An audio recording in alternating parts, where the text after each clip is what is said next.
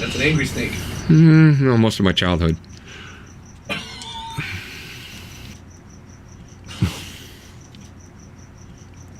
What? I liked it. So this week, Donald Trump spoke at the UN.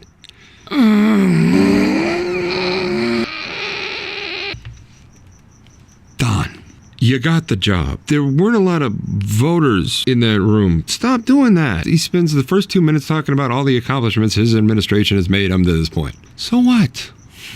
Just cut right to the stuff and how America and UN and how your administration is going to work with the rest of the world.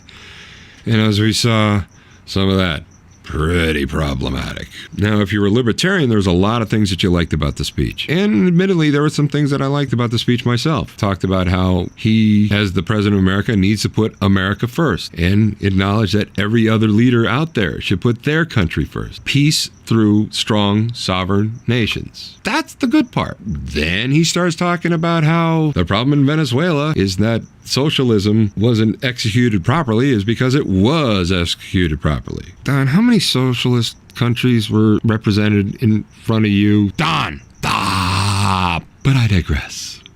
Trump says, in America, we do not seek to impose our way of life on anyone, but rather to let it shine as an example for everyone to watch. My response is, promise? Because my biggest concern with basically since Reagan is regime is taking over countries and installing regime change, nation building. We need to get out of that. Trump says, in America, we do not seek to impose on our way of life on anyone, but rather to let it shine and its example for everyone to watch. Promise? Because that'd be awesome. Sounds like he's talking about not nation building, which is when we go into a country, we gotta take it over and put in our own government in there. He's saying that we shouldn't do that. Awesome. Couldn't agree more. He also said, our government's first duty is to its people, to our citizens, to serve their needs, to ensure their safety, preserve their rights, and defend their values. As President of the United States, I will always put America first, just like you, as leaders of your countries. Speaking to the other members in the audience, the leader of your countries should always put your countries first. That's great. That's perfect. You know, strong, sovereign, independent nations. It's not saying we can't help one another, not saying we can't come to rely on one another. You know that safety thing that you get on every time you take a flight where they always say like a mother and a daughter, so they tell the mother to secure their oxygen mask first before they secure the oxygen mask of the child, because if you don't, you're both kind of screwed. Look at it that way. We need to fix our mask first, then we can put the mask on the other kid. That way we're both okay.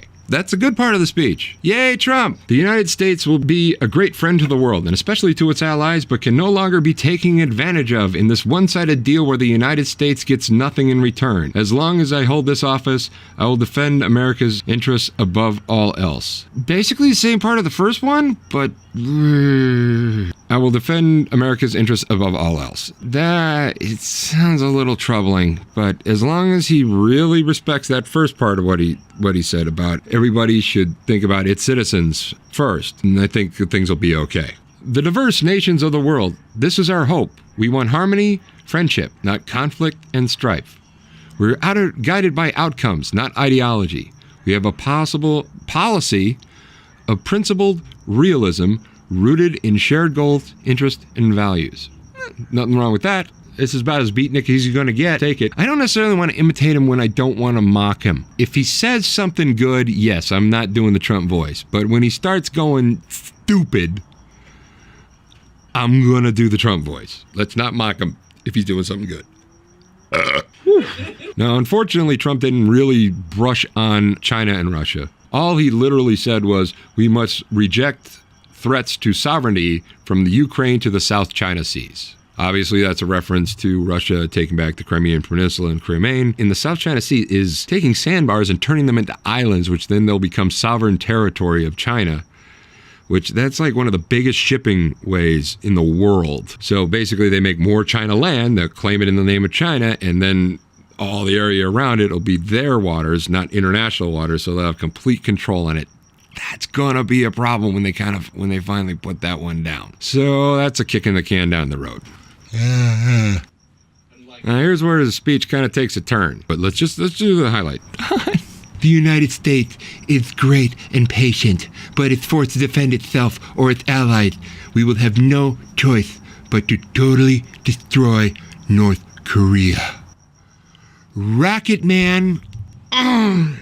Jesus Christ, Don. Rocket Man is on a suicide mission for himself and his regime. The United States is ready, willing, and able, but hopefully this will not be necessary. That's what the United Nations is all about. That is what the United States is for. Let's see how they do. Don, sometimes you make my head hurt.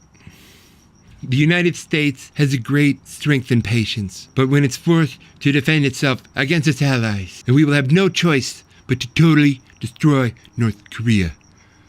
Rocket Man is on a suicide mission. Really, Don? Really? You make my head hurt. For all you Clinton supporters out there, his speech was pretty warmongery. Why do they want a nuke? Because countries with nukes do not get invaded. Libya agreed to dial down their nuclear program, didn't prevent us from going in there. North Korea simply wants to preserve North Korea. I really honestly don't think that they want to start a nuclear war with anybody, but they want to preserve who they are. Give them a seat at the table. It's time to start talking to him. And if Dennis Rodman has to do it, then Dennis Rodman has to do it. That's my point, is that he should have been respectful, because I think that's literally all that Kim Jong... Don, you called him Rocket Man. I literally think that all Kim Jong-un wants is respect. Would it kill you just to give him a little? I'm not saying you got to call him His Royal Holiness or whatever, but you don't have to make up the name like, Rocket Man. He's the leader of a country. At least give him the respect that you give some guy some stranger on the street. He warned North Korea that if they did anything, he would totally destroy North Korea. Now, that's not a threat. That's a warning. Don, you just got to tone it down, dude. Seriously. There is the Winston Churchill quote about talking softly but carry a big stick. Talk softly. Softly. Tone it down, man. Tone it down. You have a big stick. You don't have to use it. Don, when you addressed the Iran nuclear deal, I tried to read it. It reads like stereo instructions, so wow. And I've heard very smart people on both sides of the aisle, and it seems to be right down the partisan. They're literally split down. Their partisan slips are showing, basically. So the people on the right say it's the worst deal ever, and the people on the left say it's the best deal ever.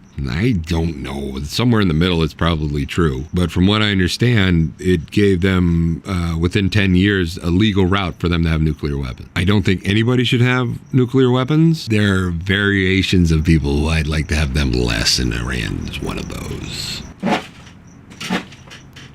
What are you kicking around? What kind of spider is that?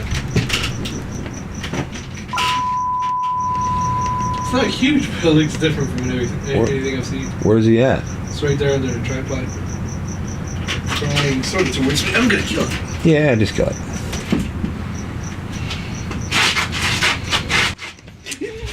Pause for spider. Up until this point, it's been good, unnecessary, and then dude pumped the brakes.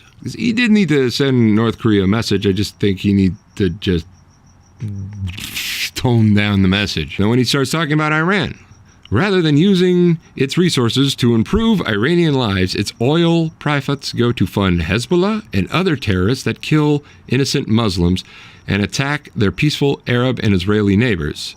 This wealth, which rightly belongs to Iran's people, also goes to shore up Bashar al-Assad's dictatorship, fuel Yemen's civil war, and undermine peace throughout the Middle East. Iran has its issues, but we're doing a heck of a lot more to screw up peace in the Middle East because we don't live there. That's not our backyard. We've been selling arms to Saudi Arabia to fund their attacks in Yemen. Bashar al-Assad was democratically elected by his people. We wanted regime change. At least the previous administration does. Hopefully that stops. And it looks like it will. But yeah, this is the more warmongering part that kind of makes me a little bit more uncomfortable. We will stop radical Islamic terrorism because we cannot allow it to tear up our nation and indeed to tear up the world. Radical Islamic terrorism. Bad. It needs to be stopped. It needs to stop. The first step in solving a problem is to name it.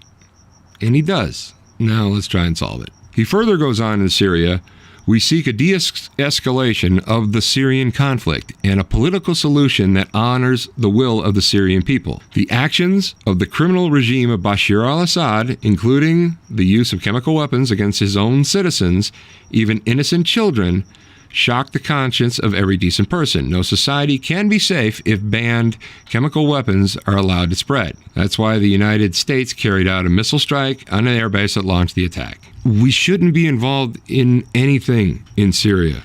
There's too many players involved there already. When Tulsi Gabbard, Hawaiian Congresswoman Tulsi Gabbard, went to Syria, talked amongst the people there, she said the overwhelming message that she was given was, could America stop funding the terrorists?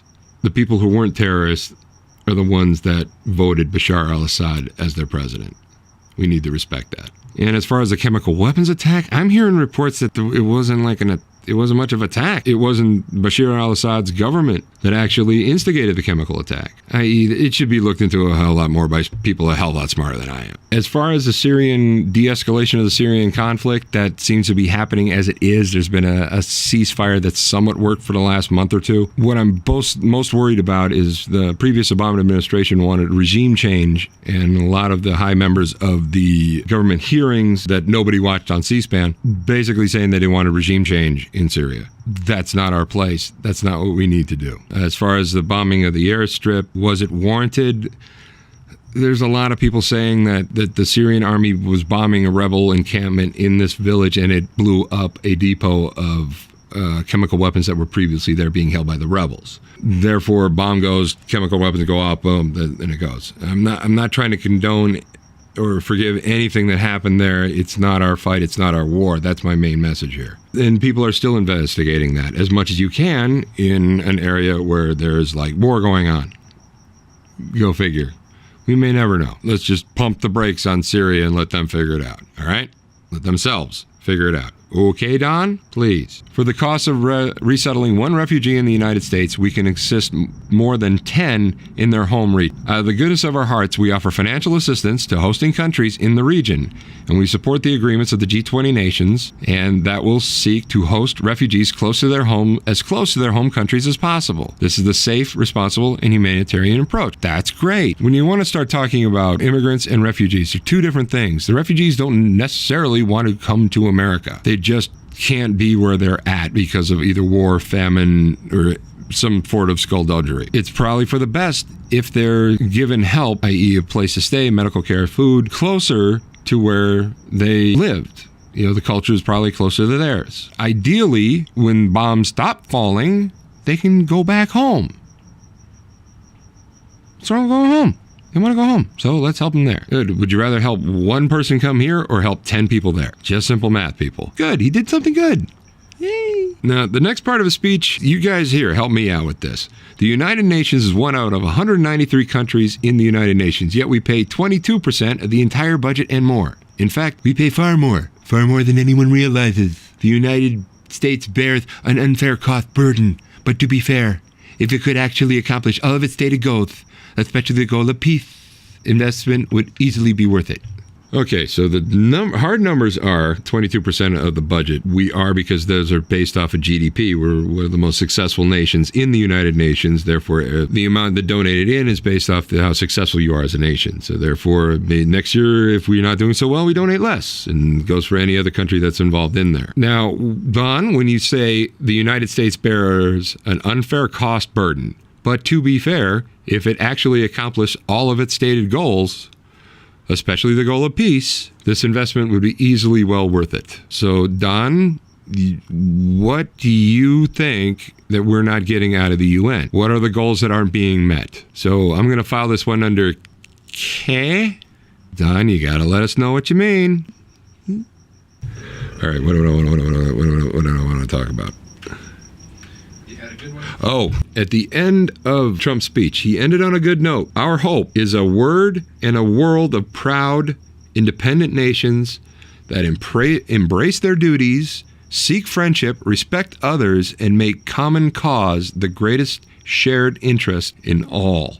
A future of dignity and peace for the people of this wonderful earth. Sounds cool, right? Now, Don, it's time to make her work. I know a lot of you hate Donald Trump. I'm not the biggest fan. But when he does something good, let's tell him he does something good. And he does something bad, tweet him. Tell him you don't like it. All in all, Don, not bad. Not bad. Good for him. We could just stop with the Rocket Man shit. Oh. This has been the Militant Moderate Podcast. I've been your host, Paul Michael Bolin. Please click like and subscribe because that always gives us a hand. It always gives us a help.